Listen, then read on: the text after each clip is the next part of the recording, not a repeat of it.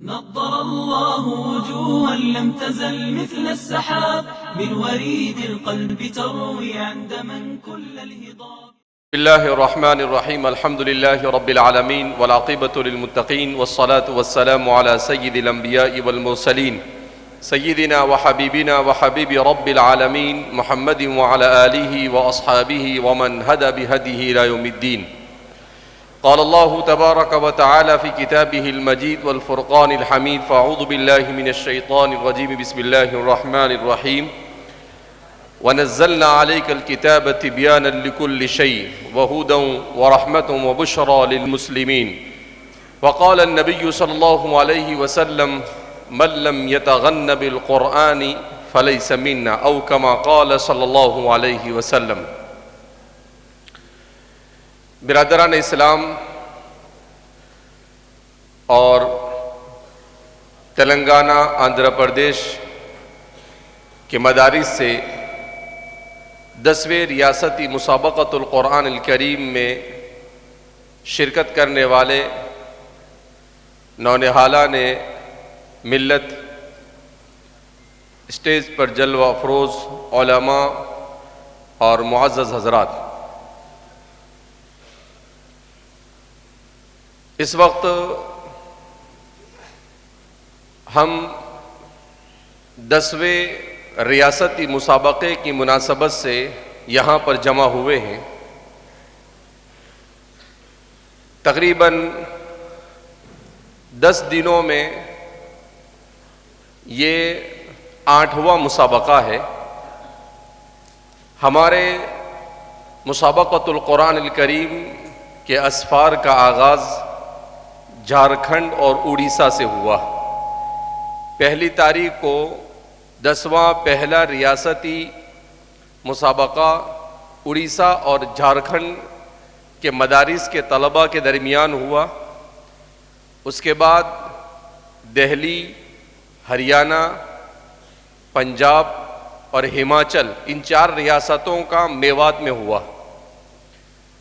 اس کے بعد تیسرا کشمیر میں ہوا، سری نگر میں. اس کے بعد چوتھا پروگرام راجستھان میں ہوا، بھوپال میں ہوا. اس کے علاوہ کشن گنج میں ہوا. تو اس طرح سے ان تمام کے تمام مسابقات میں مشترکہ جو چیز سامنے آئی، اس کا خلاصہ یہ ہے کہ مدارس امت، کیونکہ ہم نے اپنی اس قرآنی تحریک کو ملت اسلامیہ میں کتاب اللہ اور تعلیم سے وابستگی کے کو بنیاد بنایا کہ امت کو ایک تو اللہ کی کتاب سے جوڑا جائے، اور دوسرا اس وقت کی ایک اہم ترین ضرورت جس سے مسلمان معاشرہ پچھلے کئی صدیوں سے پیچھے رہ رہا ہے، جس کو تعلیم کہا جاتا ہے، ان دونوں کے سلسلے میں ہندوستان بھر میں جہاں بھی جائے تو ہم نے یہ کوشش کی کہ وہاں پر اس سلسلے میں معلومات فراہم کی جائے کہ مدارس کن صورتحال سے گزر رہے ہیں اور ان کو کیا مسائل درپیش ہیں. مسلمان تعلیمی میدان میں کون سی ریاست میں کہاں کھڑے ہیں اور ان کے مسائل کو حل کیسے کیا جا سکتا ہے. تو ایک بات تو مدارس کے سلسلے میں یہ سامنے آئی کہ مدارس کو جو مسائل درپیش ہیں، ان مسائل میں سب سے بڑا مسئلہ یہ ہے کہ ہمارے مدارس میں کورونا کے بعد طلباء کی تعداد کم ہو گئی. دوسرا چیلنج ہمارے مدارس میں یہ ہے کہ طلباء چاہے مدرسے میں ہو، چاہے اسکول میں ہو، چاہے معاشرے میں ہو، جہاں کہیں بھی ہو، سارے یہ موبائل کی بیماری کا شکار ہو گئے ہیں. اور موبائل ایڈکشن، یا یوں کہیے کہ موبائل کی لت اور اس کا نشہ، یہ ہمارے نوجوانوں کو بلکہ ہمارے بچوں اور بوڑھوں کو بھی ہلاکت کی طرف لے جا رہا ہے. تربیت جو پہلے سے ہماری کمزور تھی، تربیت کے میدان میں ہم مزید کمزور ہوئے اور تعلیمی اعتبار سے بھی ہم بہت زیادہ پیچھے ہیں، جبکہ اس ملک میں مسلمان بہت بڑی تعداد میں ہیں۔ جتنے مسلمان اس ملک میں ہیں پوری عرب ریاستوں میں مل کر اتنے مسلمان نہیں ہیں۔ اس ملک میں مسلمانوں کی تعداد گورنمنٹ کہتی ہے 14%، 14.5%۔ 140 کروڑ کا اگر آپ 14.5% بھی نکالتے ہیں تو کتنا ہوتا ہے؟ تقریباً 20 کروڑ سے زیادہ ہوتا ہے۔ اور دوسرے لوگوں کا کہنا ہے کہ مسلمان 14% نہیں بلکہ 20% سے زیادہ ہے۔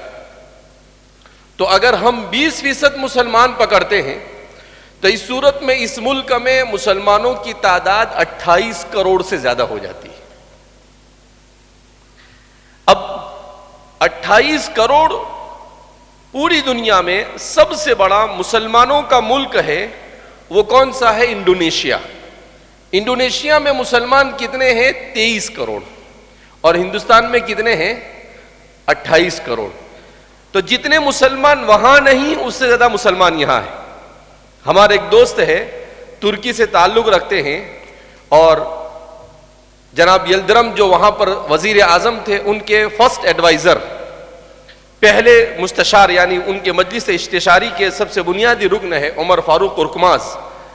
تو ان کے سامنے جب مسلمانوں کے ہندوستان کے حالات کا تذکرہ ہوا تو انہوں نے عجیب بات کہی۔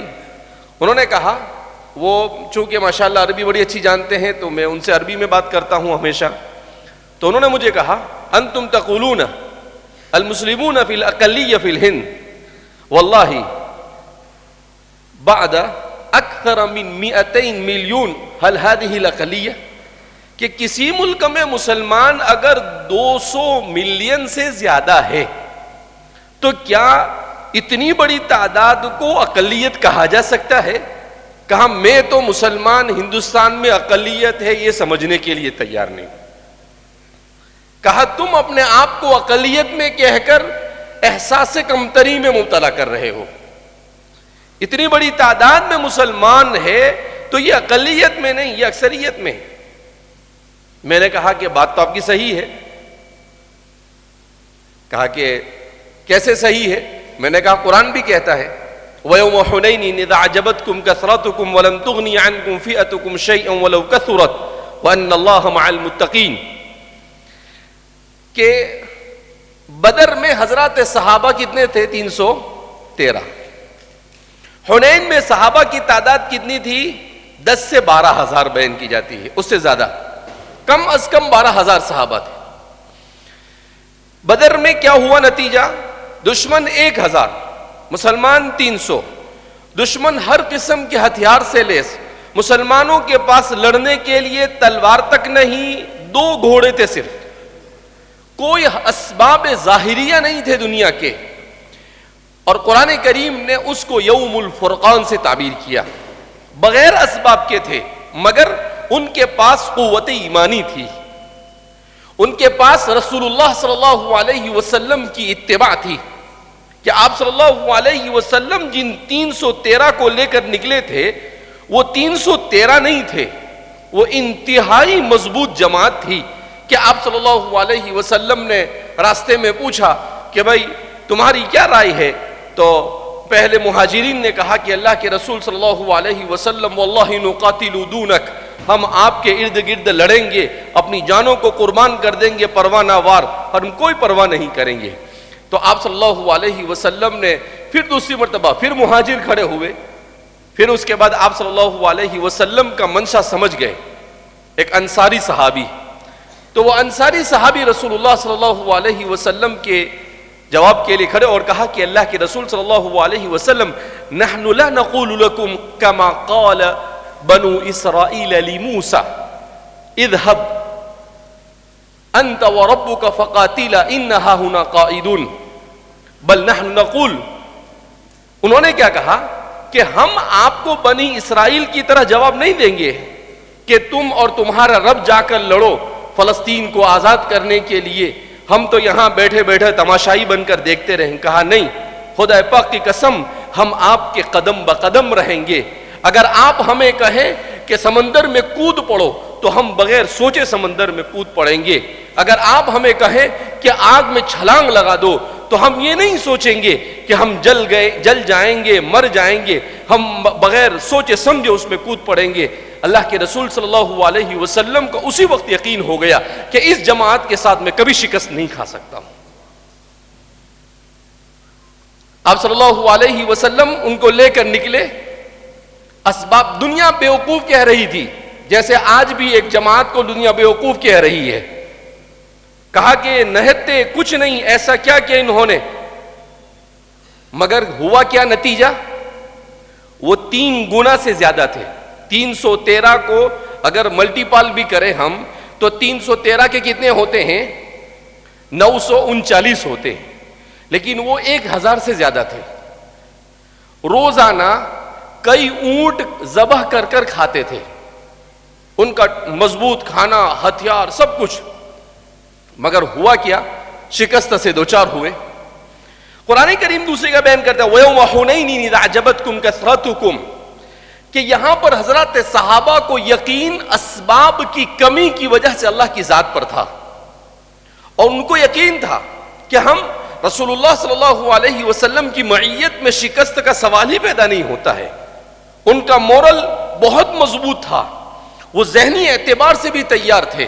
اس لیے کہتے ہیں کہ جب انسان ذہنی اعتبار سے کسی چیز کے مقابلے کے لیے تیار ہوتا ہے تو وہ ظاہری اعتبار سے کتنا ہی کمزور ہو اسے کامیابی ضرور ملتی ہے. دوسری طرف حنین میں کیا ہوا؟ پہلی مرتبہ ایسا ہوا کہ مسلمانوں کا اتنا بڑا لشکر. تو حضرات صحابہ کے دل میں تھوڑی سی ایک بات آئی. کیا آئی؟ کہ آج تو ہم 12,000 ہیں. جب ہم 313 ہو کر نہیں شکست کھاتے تھے تو 12,000 کے بعد تو شکست کھانے کا سوال ہی پیدا نہیں ہوتا ہے. اللہ کو یہ بات پسند نہیں آئی. اللہ نے کہا اچھا تمہاری نظر مجھ سے ہٹی اور تمہارے ظاہری اسباب پر گری. ہوا کیا کہ صحابہ آگے نکلے اور بنو ثقیف اور طائف وغیرہ کے چند قبائل تھے، وہ جھاڑیوں میں چھپے ہوئے تھے. انہوں نے اچانک حملہ کیا اور اس حملے کی تاب نہ لا کر تھوڑی دیر کے لیے صحابہ پیچھے ہٹ گئے. قرآن کریم نے اس کو مینشن کیا، اسے بیان کیا وَيَوْمَ حُنَيْنٍ إِذْ أَعْجَبَتْكُمْ كَثْرَتُكُمْ، اور حنین کے دن جب تمہاری کثرت نے تمہیں عجب میں مبتلا کیا، تمہیں یہ ہوا کہ ہم تو بہت زیادہ ہے. اللہ نے کہا نہیں، ایسا نہیں ہوتا ہے. تمہاری کثرت تمہیں کبھی بھی کامیابی کی طرف نہیں لے جائے گی، بلکہ تمہارا اللہ پر یقین اور ایمان اور تمہارا اتباع رسول یہی تمہیں کامیابی دلائے گا. اس کے علاوہ کوئی چیز تمہیں کامیابی کی طرف نہیں لے جا سکتی ہے. احد میں جو تھوڑی دیر کے لیے شکست ہوئی، اس شکست کی وجہ بھی قرآن نے کیا بیان کی؟ رسول اللہ صلی اللہ علیہ وسلم کی اتباع میں غلطی سے، اجتہاد سے غلطی ہوئی. تو اجتہاد سے ہونے والی غلطی پر اگر شکست ہو کر 70 صحابہ شہید ہو سکتے ہیں، تو آج امت جان بوجھ کر رسول اللہ صلی اللہ علیہ وسلم کی صرف سنتوں کو نہیں بلکہ اسلام کے فرائض، واجبات اور اسلام تک کو چھوڑنے کے لیے تیار ہو گئی. تو ہم کہاں پر کھڑے ہوئے؟ اور پھر اس کے بعد ہم کہتے ہیں کہ اللہ کی مدد نہیں آئی. اللہ کی مدد کب آتی ہے؟ جب فضائے بدر پیدا ہوتی ہے، جب یقین اور ایمان مضبوط ہوتا ہے. اور یقین اور ایمان کو مضبوط کرنے ہی کے لیے اللہ رب العزت نے اس کتاب کو نازل کیا. اللہ کے رسول صلی اللہ علیہ وسلم کو بھی یقین تھا، 313 کو بھی یقین تھا. حضور نے اللہ کے دربار میں کھڑے ہو کر دعائیں مانگی، پوری رات دعا کرتے رہے. حضرت ابوبکر صدیق رضی اللہ تعالیٰ عنہ فرماتے ہیں کہ آخر میں آپ صلی اللہ علیہ وسلم نے جملہ کہا ان تہلک هذه العصابة لن تعبد ابدا. اے اللہ، میں جن 313 جیالوں کو لے کر میدان میں آیا ہوں، اگر آج یہ ختم ہو گئے تو یاد رکھ روئے زمین پر تیری ہرگز عبادت نہیں کی جائے گی. حضرت ابوبکر فرماتے ہیں کہ مجھ پر عجیب سی کیفیت طاری ہوئی اور میں نے رسول اللہ صلی اللہ علیہ وسلم کے ہاتھ تھام لیے اور کہا قد انجز اللہ وعدہ. اللہ کے رسول صلی اللہ علیہ وسلم آپ گھبرائے نہیں، اللہ نے اپنا وعدہ پورا کر دیا. وَنَصَرَ عَبْدَهُ وَهَزَمَ الْأَحْزَابَ وَحْدَهُ. اب تو ضرور ہمیں کامیابی ملنے والی ہے. تو معلوم کیا ہوا؟ مسلمان کی نظر یہ کہاں ہونی چاہیے؟ اللہ کی ذات پر ہونی چاہیے. مسلمان کی نظر کہاں ہونی چاہیے؟ کتاب اللہ پر ہونی چاہیے. مسلمان کا تعلق کیسے ہونا چاہیے اللہ کے ساتھ کہ انہونی کو ہونی کرنے والی ذات کس کی ہے؟ اللہ کی ہے. کہ اللہ کی ذات کے علاوہ کوئی کچھ کرنے والا نہیں. فعال لما یرید، وہ ہر چیز کو کر سکتا ہے. تو اللہ رب العزت نے ہمیں یہ کتاب دے کر قرآن کریم کی آیت کریمہ جو میں نے آپ حضرات کے سامنے پڑھی، اس میں اللہ کتنی عجیب بات بیان فرماتے ہیں. وَنَزَّلْنَا عَلَيْكَ الْكِتَابَ تِبْيَانًا لِكُلِّ شَيْءٍ. اور ہم نے نازل کیا ہے محمد عربی صلی اللہ علیہ وسلم آپ پر کتاب کو، اس پر معرف باللام ہے، اس وجہ سے قرآن اس سے مراد ہے. تِبْيَانًا لِكُلِّ شَيْءٍ، جو ہر چیز کو وضاحت کے ساتھ بیان کرتی ہے. اب یہ تِبْيَانًا لِكُلِّ شَيْءٍ سورۃ النحل کی آیت ہے. ہمارے مفسرین کہتے ہیں کہ کیا مطلب ہر چیز کے بارے میں؟ کہ ہر چیز انسان کی روحانی، انسان کی عقلی، انسان کی علمی اور انسان کی اقتصادی، انسان کی سیاسی، انسان کی انفرادی، انسان کی اجتماعی، جس قسم کی بھی انسان کے مسائل اور ضرورتیں ہو سکتی ہے، ان تمام کے تمام چھوٹے بڑے مسائل کا حل اللہ کی کتاب نے بیان کیا. اور آج مسلمان اس کا حل کہاں ڈھونڈ رہا ہے؟ مسلمان اس کا حل یہ مغربی کلچر میں تلاش کر رہا ہے. مسلمان یہ سمجھ رہا ہے کہ وہ اگر آج دنیا کے ساتھ میں آنکھ میں آنکھ ملا کر یا ہاتھ میں ہاتھ ڈال کر نہیں چلے گا تو وہ ترقی نہیں کر سکتا ہے. نہیں، مسلمان کی ترقی کے لیے اس کو سب سے پہلے کتاب اللہ کے ساتھ، ایمان کے ساتھ، اللہ کے ساتھ وابستہ ہونا پڑے گا. اس کے بغیر وہ دنیا میں کبھی ترقی نہیں کر سکتا ہے. اسی لیے کسی مفکر نے کہا ہے کہ اس وقت تو روئے زمین پر جتنے مسلمان ہیں، اتنی بڑی تعداد میں دنیا میں کبھی مسلمان نہیں رہے. اس وقت مسلمانوں کے پاس جتنی دولت ہے، اس سے پہلے دنیا میں کبھی مسلمانوں کے پاس اتنی دولت نہیں تھی. اس وقت مسلمانوں کے پاس جتنے اسکالر ہے، اس سے پہلے کبھی اتنے اسکالر نہیں رہے. اس وقت مسلمانوں کے پاس ٹیکنالوجی جو مسلمانوں نے خرید کر رکھی ہے، غیروں سے ہی صحیح، جتنی ہے اس سے پہلے کبھی نہیں رہی. سب کچھ ہے.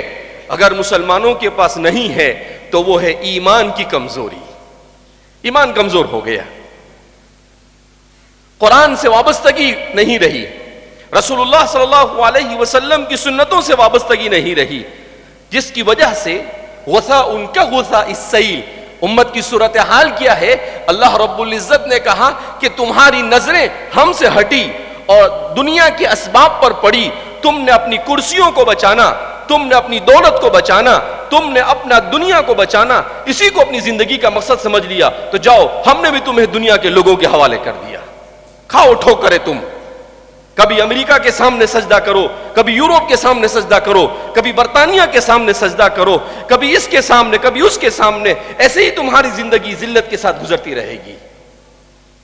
اس لیے یہ مسابقے کی جو تحریک ہے، اس تحریک کا مقصد کیا ہے؟ قرآن کریم کو تجوید کے ساتھ پڑھا جائے، قرآن کریم کو سمجھ کر پڑھا جائے. قرآن کریم اقرأوا القرآن کما انزل، قرآن کو ایسا پڑھو جیسا کہ وہ نازل کیا گیا. میں نے حدیث پڑھی، حدیث صحیح ہے، من لم یتغن بالقرآن فلیس منا، جو قرآن کریم کو بنا سوا کر اچھے سے اس کے اصول اور دائرے میں رہ کر نہ پڑھے، وہ ہم میں سے نہیں. کیا مطلب؟ یتغن بالقرآن کی تفسیر علماء نے مختلف انداز میں کہا. اس کا مطلب یہ نہیں ہے کہ انسان بہت زیادہ نخرے کرے، نہیں. اس کا مطلب یہ ہے کہ قرآن کریم کو دوسرے کلام سے ممتاز کر کر اس کے مخارج، اس کے حروف، اس کے صفات کی مکمل ادائیگی کے ساتھ اچھے لب و لہجے کے اندر میں قرآن کو پڑھا جائے. حضرات صحابہ کرام رضوان اللہ تعالیٰ عنہم اجمعین فرماتے ہیں، رسول اللہ صلی اللہ علیہ وسلم جب قرآن پڑھتے تھے تو ایسا سما بن جاتا تھا. حضرات صحابہ میں بھی ایسے قرآن پڑھنے والے ہوتے تھے. حضرت اسید ابن حضیر رضی اللہ تعالیٰ عنہ بڑے زبردست انصاری صحابی تھے، زمانے جاہلیت میں سردار تھے.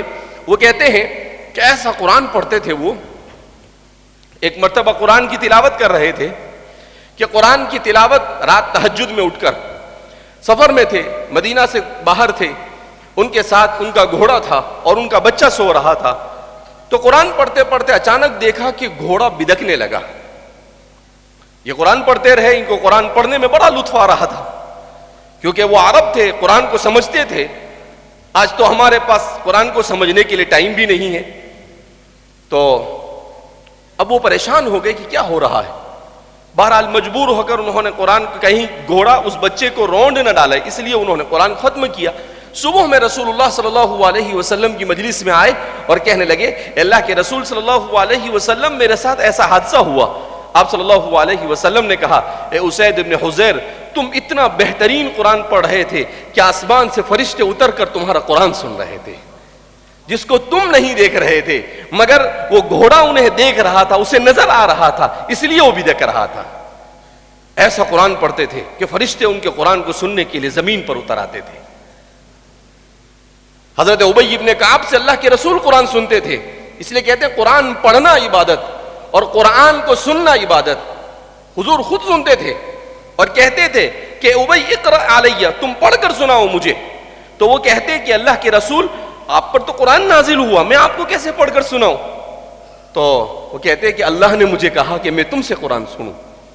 تو حضرت ابی ابن کعب فرماتے حل سمانی ربی، کہا کہ اے اللہ کے رسول صلی اللہ علیہ وسلم، کیا اللہ نے میرا نام لے کر آپ کو کہا ہے کہ ابی سے سنو؟ کہا ہاں تمہارا نام لیا ہے. تو فرماتے ہیں کہ اتنے خوش ہوئے وہ، رونے لگے. کہا اس سے بڑا اعجاز میرے لیے کیا ہو سکتا ہے کہ میرا رب عرش سے اوپر میرے لیے نام لے کر میرے حبیب سے کہتا ہے کہ ابی سے قرآن کو سنو. ایسا قرآن پڑھتے تھے. حضرات صحابہ کے بعد ان کے جو تلامذہ وہ بھی ایسا قرآن پڑھتے ہیں. حضرت علقمہ نخعی حضرت عبداللہ ابن مسعود رضی اللہ تعالیٰ عنہ کے شاگرد تھے. وہ فرماتے ہیں اتنا بہترین قرآن پڑھتے تھے کہ حضرت عبداللہ ابن مسعود رضی اللہ تعالیٰ عنہ ان کو اپنی مجلس میں بلا کر ان کا قرآن سنتے تھے اور کہتے تھے کہ واللہ خدا پاک کی قسم، اگر تم حضور کے زمانے میں ہوتے تو حضور تمہارا قرآن ضرور سنتے تھے. ایسا قرآن پڑھتے تھے، اتنا بہترین قرآن کریم. تو یہ اس امت کی روایت رہی. اس امت نے قرآن کے ساتھ والہانہ تعلق رکھا. تو اس لیے ہمیں قرآن کے ساتھ اپنے معاشرے کو جوڑنے کی ضرورت ہے. دوسری جو چیز اس وقت امت کو سب سے بڑی ضرورت ہے وہ ہے تعلیم. اس لیے میں کہتا ہوں کہ قرآن اور تعلیم یہ دو پر ہے. اگر امت نے اپنے ان دو پروں کو زندہ کر دیا تو یہ خود بخود دنیا کے اندر میں ترقی کرنا اور اڑنا شروع کر دے گی. تو تعلیم کے ساتھ وابستگی بھی ضرورت ہے. تعلیم دو طرح کی ہے، ایک ہے دین کی تعلیم اور دوسری دنیا کی تعلیم. اب اس سلسلے میں بڑی تفصیل سے لوگ بحث کرتے رہتے ہیں، اس بحث میں نہیں جانا ہے ہمیں، لیکن یہ بات ضرور ہے کہ اسلام دین کامل ہے اور اس دین کامل میں انسان کو سکھایا گیا ربنا آتینا فی الدنیا حسنہ وفی الآخرۃ حسنہ، اللہ دنیا میں بھی حسنہ اور آخرت میں بھی حسنہ. ایک جیسی تعبیر، ایک جیسے الفاظ کو استعمال کیا. یہ اللہ رب العزت نے یہ پیغام دیا کہ انسان کو دنیا میں بھی قدم قدم پر اللہ کے بتائے ہوئے طریقے کے مطابق زندگی گزارنا ہے. اس کے لیے ہمیں دین اور دنیا کو ہم الگ کر نہیں کر سکتے. یہ دین اور دنیا میں جو تفریق ہے، دینی اور دنیاوی تعلیم، یہ مسلمانوں نے نہیں کی. یہ دین اور دنیا میں تفریق کرنے والے انگریز ہیں. اس لیے کہ 16ویں صدی عیسوی میں، آج سے 500 سال پہلے، ان کے یہاں پر جب صنعتی انقلاب، مشینی انقلاب ان کے یہاں پر آیا، اس کے بعد ان کے یہاں پر مذہبی لوگوں میں اور تعلیم یافتہ لوگوں میں کلیشز شروع ہوئے، جھگڑے شروع ہوئے. اس جھگڑے کو ختم کرنے کے لیے انہوں نے اس کا حل یہ پیش کیا کہ مارٹن لوتھر نے کہ کام کرو، دین کو صرف عبادت تک محدود کر دو کنیسہ میں، ورنہ حکومت کے لیے دین کی ضرورت نہیں، تعلیم کے لیے دین کی ضرورت نہیں، فیکٹری کے لیے دین کی ضرورت نہیں. تو انہوں نے دین اور دنیا کی یہ تفریق انگریزوں نے کیوں کی؟ وہ ان کی ضرورت تھی، اس لیے کہ ان کے پاس اللہ کی شریعت تحریف شدہ تھی، ان کے پاس صحیح شریعت نہیں تھی. جس کی وجہ سے ان کے پاس مسائل کا صحیح حل نہیں تھا. مگر میرے اور آپ کے پاس جو کتاب ہے وَإِنَّا نَحْنُ نَزَّلْنَا الذِّكْرَ وَإِنَّا لَهُ لَحَافِظُونَ، یہ محفوظ ہے، اس میں کبھی بھی کوئی تبدیلی نہیں ہو سکتی ہے. مجھے اور آپ کو دین اور دنیا کی تفریق کی اجازت اسلام کبھی نہیں دے سکتا ہے. ہم تو دنیا کا کام بھی عبادت بنا کر کریں گے. ہم کمائیں گے تو یہ جاننے کی کوشش کریں گے یہ حلال ہے یا حرام. ہم تعلیم حاصل کریں گے تو یہ جاننے کی کوشش کریں گے کہ جو نظریات ہمیں پڑھائے جا رہے ہیں کیا یہ نظریات صحیح ہے یا غلط ہے. ایک مسلمان کو معلوم ہونا چاہیے کہ ڈاروین کی تھیوری غلط ہے، فرائڈ کی تھیوری فراڈ اور غلط ہے، اور جتنے بھی سائنسداں گزرے. مسلمان کو مرعوب ہونے کی کیا ضرورت ہے؟ مسلمان کا سب سے بڑا مرض اس کی مرعوبیت ہے. کیوں مسلمان مرعوب ہو؟ جس کے پاس اللہ کی کتاب ہو اور وہ کسی اور سے مرعوب ہو. کوئی ضرورت نہیں ہمیں مرعوب ہونے کی. لہذا اس بنا پر ہمیں اپنے تعلیمی نظام کو درست کرنے کی ضرورت ہے.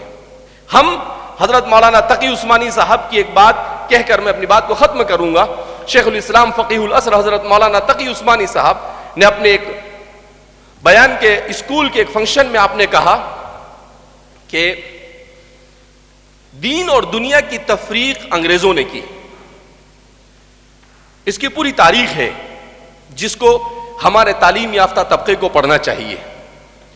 ایک بڑے اسکالر گزرے ہیں پڑوسی ملک کے، انہوں نے ایک کتاب لکھی ہے سر سید اور حالی کا نظریہ فطرت. اس میں انہوں نے پوری تاریخ لکھی ہے کہ انگریزوں نے کس طرح سے اسکول ہندوستان میں قائم کیے، انگریزوں نے کس طرح سے یونیورسٹیاں قائم کی اور امت کو کس طرح سے دین سے دور کرنے کے لیے اس کو استعمال کیا. آپ اندازہ نہیں لگا سکتے. یہ دشمنان دین، قرآن نے کہا وَدَّ كَثِيرٌ مِّنْ أَهْلِ الْكِتَابِ لَوْ يَرُدُّونَكُم مِّن بَعْدِ إِيمَانِكُمْ كُفَّارًا، کہ مسلمانوں کو دین سے دور کرنا یہ ان کے زندگی کے مقاصد میں سے ہے. تو ابھی افغانستان کے اندر ابھی جنگ ختم ہوئی، آپ جانتے ہیں ہم سب. وہاں پر مسلمانوں کو صرف دین سے دور کرنے کے لیے 5000 NGO کو افغانستان میں اتارا گیا تھا. اتنے چھوٹے سے افغانستان میں وہ NGO کیا کام کرتے تھے؟ وہ عورتوں کو آزادی کی تعلیم دیتے تھے. وہ بچوں کو اس طرح کی حرکتیں وہ کرتے تھے کہ وہ اس معاشرے کو دین سے کاٹ دیا جائے. تو یہ پوری تاریخ، اس لیے مسلمان اس مسئلے کو، تو شیخ الاسلام حضرت مولانا تقی صاحب فرماتے ہیں کہ ہمارے والد صاحب کہا کرتے تھے کہ دارالعلوم دیوبند جو ہے وہ ایک مخصوص حالات میں قائم ہوا، ندوۃ العلماء بھی مخصوص حالت میں قائم ہوا، علی گڑھ یہ بھی مخصوص حالات میں قائم ہوئے. یہ اس وقت قائم ہوئے جب مسلمان مغلوبیت کی دور سے گزر رہے تھے. دارالعلوم دیوبند اس وقت کی سب سے بڑی ضرورت تھی. کیوں؟ اس لیے کہ دین کا بچانا اور اپنی نسلوں میں دین کو محفوظ رکھنا اور اسلام کے تشخص کا بقا یہ اس وقت کی سب سے بڑی ضرورت تھی. اگر اس وقت دارالعلوم دیوبند کو اس طرح سے قائم نہ کیا جاتا تو میں اور آپ آج مسلمان کی شکل میں اس دنیا میں نہیں ہوتے.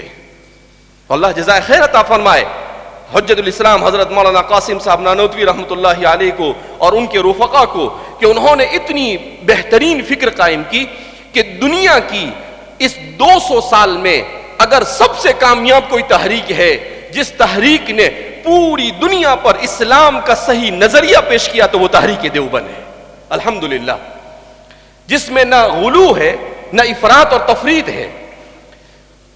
پھر اس کے بعد آپ نے بڑی عجیب بات کہا کہ جب پاکستان بنا اس وقت ہمارے والد صاحب نے سارے وزراء کے سامنے، علماء کے سامنے ایک تقریر کی اور اس تقریر میں کہا کہ یہاں پر جو تعلیمی نظام بنایا جائے وہ دیوبند کا نظام ضرورت نہیں ہے، وہ علی گڑھ کے نظام کی ضرورت نہیں ہے، وہ ندوہ کے نظام کی ضرورت نہیں ہے.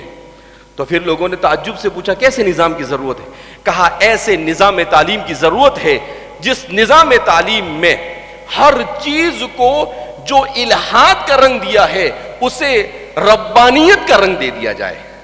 سائنس پڑھائی جائے تو اسلامی نقطۂ نظر سے، جغرافیہ پڑھایا جائے تو اسلامی نقطۂ نظر سے، تاریخ پڑھائی جائے اسلامی نقطۂ نظر سے، ہر چیز اسلامی نقطۂ نظر سے پڑھائی جائے. کہا اس طرح کا نظام یہاں پر قائم کرنے کی ضرورت ہے.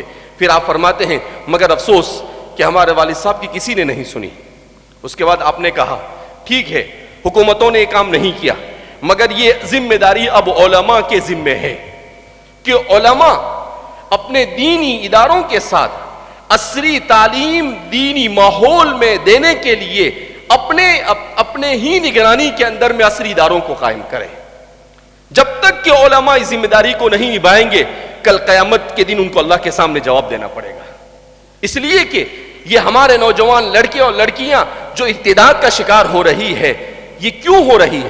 کہ ہمارے ادارے نہیں ہے تو وہ ان کے ہاں پر پڑھنے جا رہی ہے، اس کو ماحول اچھا نہیں مل رہا ہے. تو ظاہر سی بات ہے، الانسان ابن البیئہ، انسان ماحول کا پروردہ ہوتا ہے تو وہ ان کے ساتھ انہی کے جیسی ہو جاتی ہے. لہذا ہمیں اپنے تعلیمی اداروں کو مضبوط، آپ اندازہ لگائیں کہ ہم نے جھارکھنڈ میں پوچھا کہ یہاں مسلمان کتنے ہیں، بتایا کہ وہاں مسلمان 60 لاکھ سے زیادہ ہے. تو میں نے دوسرا سوال کیا، مسلمانوں کی کوئی یونیورسٹی ہے؟ کہا مولانا یونیورسٹی کی تو بہت دور کی بات، 60 لاکھ مسلمان ہے، کوئی ایک سینئر کالج بھی نہیں ہے. 60 لاکھ مسلمان ہیں اور ایک سینئر کالج، کہا ایک ڈھنگ کا اسکول بھی نہیں یہاں پر. افسوس ہوا، ہم نے رات میں سارے وہاں کے تاجروں کو اور تعلیم یافتہ لوگوں کو جمع کیا، ان کے سامنے بات رکھی کہ ایسا نہیں چلے گا. اگر اسی غفلت کے ساتھ آپ سوتے رہے تو آج اگلے 25-50 سال کے بعد ہمارے بچے اور آپ کے بچے اسلام پر باقی نہیں رہیں گے. لہذا اس بنا پر اس پر توجہ دینے کی ضرورت ہے. انہوں نے فوراً کہا کہ نہیں مولانا، صحیح بات ہے، صحیح ڈائریکشن کی ضرورت ہے، امانت داری اور دیانتداری کی ضرورت ہے. آپ ہم کو 2 مہینے کا وقت دو، ہم سب لوگ جمع کریں گے اور پھر آپ یہاں پر سر کے ساتھ میں آئیے. ہم نے تحریک مسابقے کے ساتھ سر کو اسی لیے ساتھ میں لیا ہے تاکہ تعلیم اور قرآن ان دونوں کے ساتھ امت کو جوڑا جائے.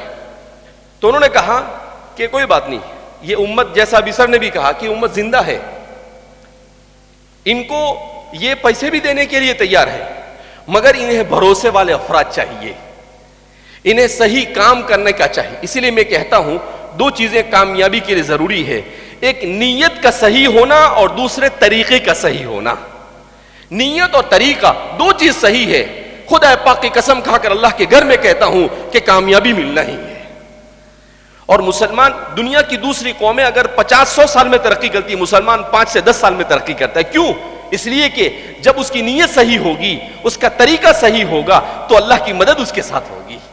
اور جہاں اللہ کی مدد ہو وہاں پر کامیابی، سوال ہی پیدا نہیں ہوتا ہے کہ وہاں پر ناکامی ہو. لہذا اس بنا پر بہت سیریس مسئلہ ہے، اس کو سنجیدگی کے ساتھ ہر جگہ پر مسلمانوں کو سمجھنے کی ضرورت ہے. ہمارے والد صاحب نے آج سے 30 سال پہلے جب کام شروع کیا، قاری صدیق صاحب باندھوی رحمۃ اللہ علیہ کے کہنے پر، تو میں ہر جگہ پر یہ بات کہہ کر اپنی بات اس لیے ختم کرتا ہوں تاکہ ہمیں معلوم ہو. قاری صاحب نے کہا کہ مولانا آپ کالج شروع کرو. تو والد صاحب نے کہا کہ حضرت مفتی لوگ جینے نہیں دیں گے، فتوے جاری کر دیں گے. تو حضرت قاری صاحب نے کہا دیکھو، آج سے 30 سال 32 سال پہلے کی بات کر رہا ہوں، میں بھی اس وقت 10-12 سال کا تھا. کہا دیکھو، اکا دکا میرے سامنے ایسے والدین آئے ہیں، انہوں نے یہ شکایت کی ہے کہ مسلمانوں کی تعلیمی ادارے نہیں ہیں، ہماری بچیاں غیروں کے تعلیمی ادارے میں گئی اور وہ کسی نے سکھ کے ساتھ شادی کر لی. اس وقت 30 سال پہلے. کہا مجھے یہ نظر آ رہا ہے کہ اگر ہم نے اپنے تعلیمی ادارے قائم نہیں کیے تو ہمارے بچے اور بچیاں جو غیروں کے ادارے میں پڑھنے کے لیے جاتے یہ سب ارتداد کا شکار ہوں گے اور کل قیامت کے دن اللہ کو ہمیں اس کا جواب دینا پڑے گا. کہا ان کو ارتداد سے بچانے کا ایک ہی راستہ ہے کہ ہم ہمارے دینی ماحول کے اندر میں ان کو لا کر ان کو اصلی تعلیم دیں. بہرحال کام شروع ہوا. پہلے ITI آئی، اس کے بعد BUMS کالج آئی. تو ایک صاحب نے والد صاحب کے خلاف کتابچہ لکھا.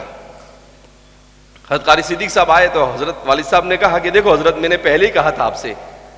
تو حضرت نے یوں لیا اس کو اور کہا کہ مولوی غلام، یہ آپ کی مقبولیت کی علامت ہے. دیکھو ہمارے بڑے کیسے موٹیویٹ کرتے تھے، کیسے کسی کو کام کے لیے. کہا یہ آپ کی یہ کامیاب ہے، آپ کی تحریک کامیاب ہے. اس کو پھاڑ کر پھینک دیا اور کہا کہ 20-25 سال کے بعد لوگ کہیں گے کہ مولانا غلام صحیح تھے اور ہم سب غلط تھے. اور بات ویسی ہی ہوئی کہ آج لوگ یہ کہہ رہے ہیں کہ ہمارے تعلیمی ادارے، اگر ہم 30 سال پہلے جاگ گئے ہوتے تو آج جو صورتحال ہماری ہو رہی وہ ہمارے حال بن ہوتا ہے.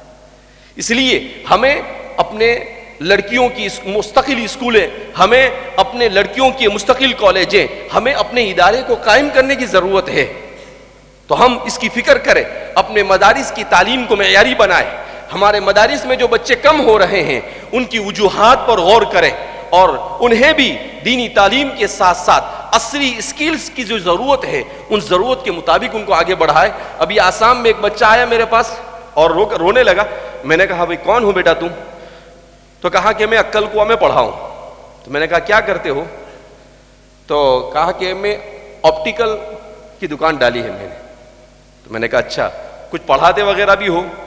تو کہا کہ پڑھانے کی کوشش کی، کچھ نہیں مل سکا، تو میں آپٹیکل سیکھ کر آیا تھا وہاں سے، تو میں نے آپٹیکل کی دکان ڈال دی ہے۔ میں نے کہا نماز پڑھتا؟ کہا کہ نہیں الحمدللہ 5 نمازیں پڑھتا ہوں، نماز کوئی چھوڑتی نہیں۔ اس کے حلیے سے بھی پتہ چل رہا تھا۔ اس کے بعد وہ بچے نے کہا کہ الحمدللہ حضرت میں عالم ہوں، لیکن ایک چھوٹا سا کورس سیکھا وہاں پر آپٹیکل، میں ہر مہینے 70 سے 80 ہزار روپے حلال کما رہا ہوں، اور الحمدللہ میں کوشش کر رہا ہوں۔ میں نے کہا نہیں ایسا نہیں، اب تم کسی مسجد میں 1 گھنٹہ یا 2 گھنٹہ مکتب میں فری میں تعلیم دو۔ کہا ٹھیک ہے، میں انشاءاللہ یہاں سے جانے کے بعد فوراً یہ کام کروں گا، تاکہ تم نے جو سیکھا ہے اس سے تم وابستہ رہو۔ تو اس لیے یہ ساری چیزیں ضرورت ہے آج ہماری، جب تک کہ ہم اپنے بچوں کو بھی، ہم کیوں رونا روئے کہ ہمیں پگار نہیں ملتا ہے اور کم ملتا ہے، نہیں، ہم خود ہمارے پاس وقت ہے، اس وقت میں امت کی تربیت بھی کریں۔ اس امت کی تربیت کی سب سے بڑی ذمہ داری علماء پر آتی ہے، ماں باپ سب بعد میں۔ تو ہم اپنے بچوں کو ایسے تیار کریں کہ وہ اپنے پاؤں پر کھڑے ہو۔ بہرحال اللہ رب العزت مجھے اور آپ کو کہنے سننے زیادہ عمل کی توفیق مرحمت فرمائے۔ میں بے پناہ ممنون و مشکور ہوں دارالعلوم حیدرآباد کا کہ ہماری اس تحریک کے لیے آندھرا پردیش اور تلنگانہ کے مسابقے کے لیے انہوں نے میزبانی کو قبول کیا اور بڑے اچھے انداز میں اس نظام کو چلایا، اور الحمدللہ کافی کامیاب رہا مسابقہ۔ انہوں نے مولانا جنید صاحب نے کہا کہ بھئی ہم لوگ ایک اور فرع اپنے طور پر کرنا چاہتے ہیں 20 پارے کی۔ میں نے کہا ٹھیک ہے آپ کر سکتے ہیں۔ تو 20 پارے کی فرع یہاں پر اعزازی تھی۔ اس کے علاوہ ہماری جو 3 فروعات ہیں مکمل قرآن کی، تفسیر کی اور حدیث کی، ہم نے اس میں بھی یہ خیال رکھا کہ تفسیر میں سورۃ النحل لی، اس لیے کہ اس میں اللہ کی نشانیوں پر سب سے زیادہ فوکس کیا گیا ہے، تاکہ ہمارے طلبہ امت کے نوجوانوں کو دین سمجھانے کے لیے اس کو استعمال کریں۔ احادیث میں بھی ہم نے 40 ان حدیثوں کو لیا جس کا تعلق فتنوں سے ہے، جس کا تعلق قیامت کی نشانیوں سے ہے، تاکہ فقہ الفتن سے متعلق امت کو آگاہ کیا جائے۔ تو اللہ رب العزت ہم سب کو اخلاص و للہیت کے ساتھ ملت اسلامیہ کی خدمت کرنے کی توفیق مرحمت فرمائے۔ ہر قسم کے شرور و فتن سے اللہ ہماری حفاظت فرمائے، اپنی رضامندی والی زندگی نصیب فرمائے، اپنی ناراضگی سے اللہ ہماری حفاظت فرمائے۔ وآخر دعوانا الحمدللہ رب العالمین۔